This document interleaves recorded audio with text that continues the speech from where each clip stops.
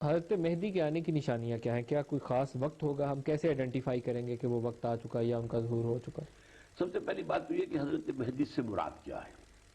دیکھیے، دو مہدی ہیں اصل میں. ایک مہدی ہے اہل تشیع کے اور ایک مہدی ہے اہل سنت. نام ایک ہے. یہ بھی مانتے ہیں کہ ان کے والد کا نام جو ہے وہ عبداللہ ہوگا، خود ان کا نام محمد ہوگا. یہ بھی ہم مانتے ہیں، دونوں شیعہ بھی سنی بھی، کہ حضرت فاطمہ رضی اللہ تعالیٰ عنہ کی اولادی سے ہوں گی اور ان کے جو بڑے بیٹے حضرت حسن ان کی نسل سے ہوں گی. یہ باتیں ایگریڈ اپون ہیں. البتہ یہ ہے کہ ان کے نزدیک تو وہ ان کے 12ویں امام تھے کہ جو چھپا دیے گئے تھے ایک غار کے اندر بچپن میں بالکل بچپن کی حیثیت میں. تو اندیشہ یہ تھا کہ انہیں عباسی جو خلفاء ہیں وہ قتل کروا دیں گے. یہ اہل تشیع کا یہ ان تصور کا خیال ہے کہ وہ جو چھپے ہوئے ہیں وہ ابھی تک چھپے ہوئے ہیں. تو ان میں پہلے غیبوبت صغریٰ تھی 2 سال تک، جس میں کہ لوگ ان کے پاس جا کر جو ہے کچھ نہ کچھ معلومات حاصل کر لیتے تھے. اس کے بعد غیبوبت کبریٰ کہلاتی ہے. اب کا کوئی رابطہ نہیں ہے کسی کا، لیکن وہ ظاہر ہوں گے تو جو چھپے ہوئے ہیں. ہمارے نزدیک وہ مجدد ہوں گے. ہر صدی کے اندر حضور نے فرمایا تھا کہ اللہ تعالیٰ اس امت کے اندر اس دین کو تازہ کرنے کے لیے مجددوں کو اٹھاتا رہے گا. مجدد کہتے ہیں تجدید، دین کو تازہ کر دینا. یعنی دین کی تعلیمات کے اندر اگر غلط چیزیں آ گئی ان کو ہٹا دینا، اگر کوئی گرد و غبار آ گیا آئینے کے اوپر صاف کر دینا، یہ مجدد کا کام ہے. تو اللہ تعالیٰ ایسے اٹھاتی ہے. ہمارے نزدیک مجدد ہوں گے اور وہ آخری مجدد ہوں گے اور وہ مجدد کامل ہوں گے. یعنی ان سے پہلے جو مجددین آئے ہیں انہوں نے دین کی جزوی خدمت کی ہے. مثلا یہ خرابی پیدا ہو گئی اس کو ٹھیک کر دیا، یہاں پر یہ فتنہ آ گیا ہے اس کا جواب اس کو رد کر دیا. لیکن اب جو ہوگا وہ جو مجدد آئیں گے وہ در حقیقت پورے ایک نظام کی حیثیت سے جیسے حضور نے قائم کیا تھا اللہ کے دین کو اسی طرح کریں گے. لیکن ایک چیز طے ہے کہ ان کا نام محمد بن عبداللہ اور ان کا جو سلسلہ نسب ہے وہ حضرت فاطمہ رضی اللہ تعالیٰ عنہ سے جا کر ملے گا. ایک چیز اور فرمائیے گا کہ ان کے لیے جو جب یہ خود کو آ کے بیان کرتے ہیں کہ میں امام مہدی ہوں یا میں آپ کو لیڈ کروں گا، وہ جگہ کے حوالے سے یہ ہے تعین کہ مکہ میں ہوگی؟ نہیں، اصل میں ایسی بات نہیں، بلکہ اس کے برعکس ہے. ہمارے پاس جو سب سے جو معتمد علیہ حدیث ہے وہ حضرت ام سلمہ رضی اللہ تعالیٰ عنہ سے ہے، جو حضور کی زوجہ محترمہ تھی. تو وہ یہ کہتی ہیں کہ ایک خلیفہ کے انتقال کے بعد خانہ جنگی شروع ہو جائے گی. اب خلیفہ سے مراد بادشاہ ہو سکتا ہے، عام معنی میں خلیفہ، ایک خلیفہ راشد ہوتا ہے. خلیفہ راشد تو بہرحال نہیں وہ ہے، اس دور کی بات ہو رہی ہے. اور اس وقت یہ ہے کہ ایک شخص مدینے سے بھاگ کر مکے میں چھپ جائے گا. اب یہ میرا اس کے بارے میں اندازہ کیوں چھپے گا کہ کچھ اس کی حیثیت ایسی ہوگی کہ لوگ اس کی طرف دیکھ رہے ہوں گے کہ یہ ایسا شخص ہے، he should play some role, کیا آ کر یہاں پر کوئی سورا صفائی کرائے. لیکن وہ اس سے کچھ گھبرا کر اس ذمہ داری سے اس کے بوجھ کو نہ سمجھتے ہوئے کہ وہ برداشت کر سکتے جا کے چھپ جائیں گے. انہیں پھر تلاش کیا جائے گا اور پھر نکال کر ان کو لے کر آئیں گے. وہ اعلان نہیں کریں گے، ان کے ہاتھ پر زبردستی بیعت کی جائے گی. پھر کوئی آواز آئے گی جو غیب سے کہ یہ اللہ کا بندہ مہدی ہے، واللہ عالم. یہاں سے ذکر آتا ہے پھر خراسان کے اس لشکر کا، نہیں اس کے بارے میں نہیں، اس کے بعد تو آتا ہے کہ ایک لشکر ان کو بھیجا جائے گا شام سے. وہ شام کا لشکر جب آئے گا اور وہ معلوم ہوتا ہے کہ شام میں اس وقت پھر کوئی حکومت جو ہے وہ اسلام مخالف حکومت کوئی قائم ہوگی. تو وہ اس سے پہلے چونکہ کچھ اور باتیں ہوگی وہ میں بعد میں عرض کروں گا. تو وہ لشکر جو آئے گا وہ دھس جائے گا زمین کے اندر، مکہ اور مدینہ کے درمیان. تب یہ بات جو ہے یقین کے ساتھ معلوم ہو جائے گی کہ یہ در حقیقت واقعی یہی مہدی ہے کہ اتنا بڑا واقعہ ہو. اس پہ حدیث موجود ہے کہ وہ لشکر آئے گا اور مکہ اور مدینہ کے درمیان دھس جائے گا. یہ ہے، صحیح ہے. خراسان کا ذکر آتا ہے، خراسان کا جو ذکر آتا ہے وہ مہدی کے ذکر میں نہیں ہے، وہ حضرت عیسیٰ کے ذکر میں ہے. یہ جو ایک لانگ چین آف ایونٹس ہے اس میں پھر یوں سمجھیے کہ اس کا ڈراپ سین ہے حضرت مسیح علیہ السلام کا نزول.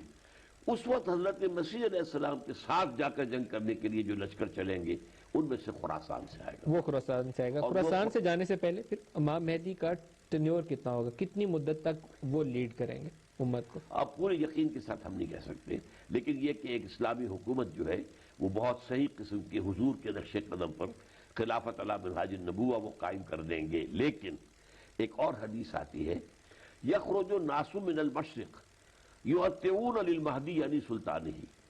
ایک مشرقی ملک سے فوجیں آئیں گی، لوگ آئیں گے جو مہدی کی حکومت قائم کریں گے.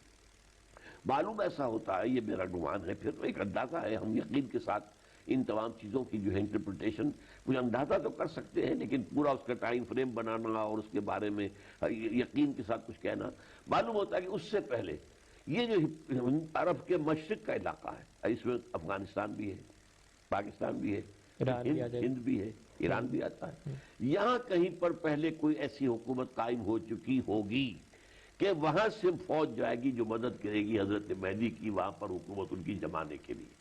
تو مشرق، اسی لیے ایک اور حدیث بھی آتی ہے حضور کی کہ مجھے ہند کی طرف سے ٹھنڈی ہوا آتی ہے، ہندوستان کی طرف سے، تو اس سے یہ گمان کیا گیا ہے کہ اس علاقے میں کہیں پہلے وہ کوئی اسلامی صحیح اسلامی حکومت قائم ہوگی، اور وہ اس کی فوجیں پھر جائیں گی کہ جو حضرت مہدی کی مدد کریں گی اور حکومت قائم کریں گی۔